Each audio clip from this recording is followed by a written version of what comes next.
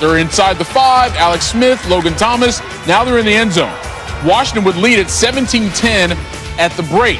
Third quarter, got some defense making some highlights here. Less than 5 minutes to go in the third. Washington up 20-13. Alex Smith off his back foot right to the hands of Jalen Smith. Thought he had a touchdown, but check out Terry McLaurin running him down. We'll show you that one more time. Hustle matters, kids. Don't give up. You could literally save a touchdown. That's exactly what happens here. Because the Cowboys get it offensively, thinking they had a touchdown there. CeeDee Lamb, nope. They would have to settle for a field goal. So it's 20-16, Washington leads. More trouble for Dallas. 4th and 10 from their own 24. Cowboys run a fake punt. Cedric Wilson is going to be tackled for a huge loss.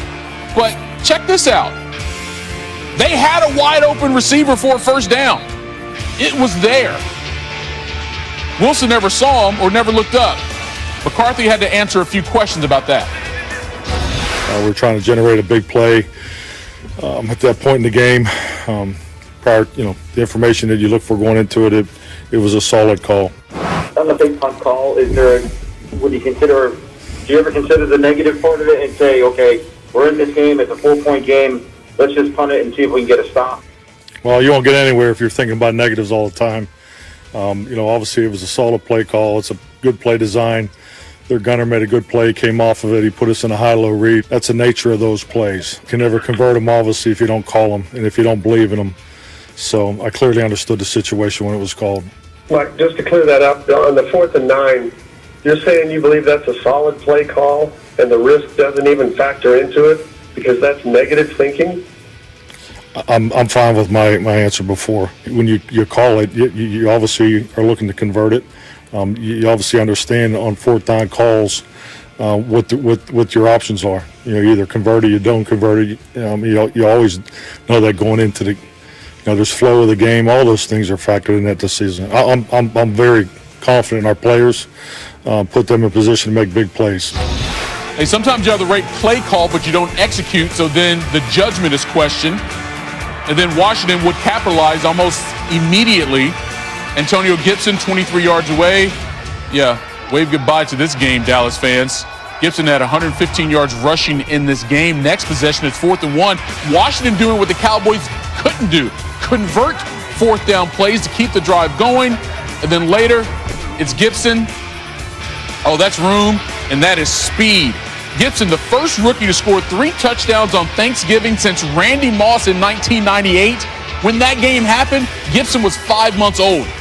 Washington picks up its 4th win of the season, winning at 41-16 on Thanksgiving Day. With Nabil Kareem, I'm Michael Leaf. Thanks for hanging out with us on this fresh edition of SportsCenter. But we start with more COVID-19 issues in the NFL. Yeah, the news keeps getting on worse for the Baltimore Ravens. Lamar Jackson has tested positive for COVID, according to ESPN's Jamison Hensley. 4 more Baltimore players in total, plus a staff member, tested positive for coronavirus, according to Adam Schefter. He's reporting that the Ravens are shutting down the team facility until Monday at the earliest, making Sunday's game with the Steelers seem, impossible.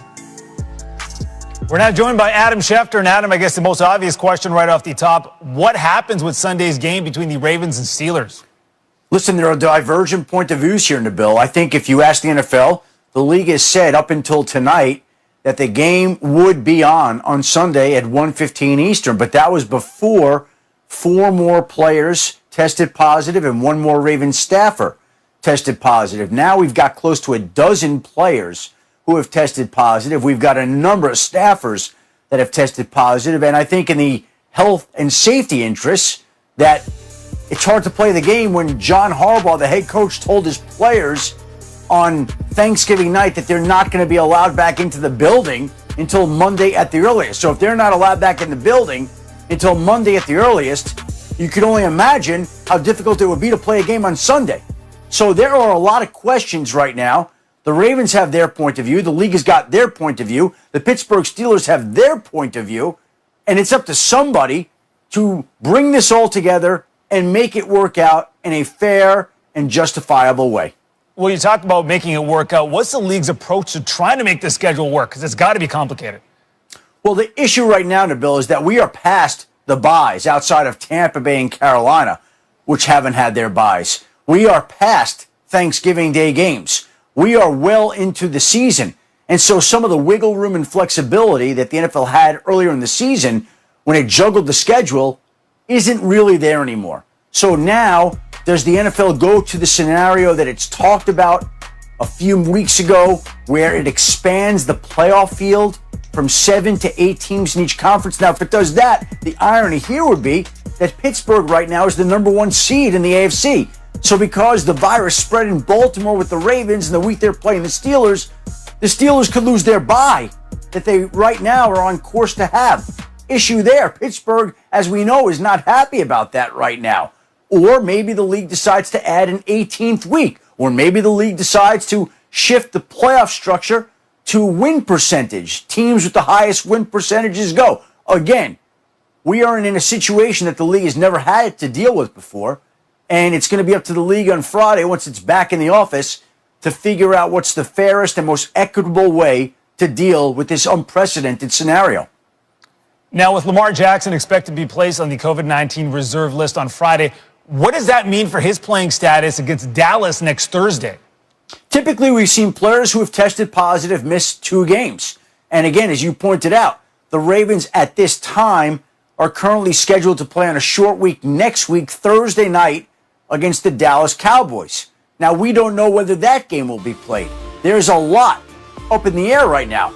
Maybe the NFL, as Field Yates, my colleague, pointed out, could juggle the Washington Steelers game that's supposed to be on Sunday, move it up to Thursday, move back the Baltimore-Dallas game. Again, a lot of decisions that the league is going to be sifting through in the league office on Friday and trying to come up with the most fair and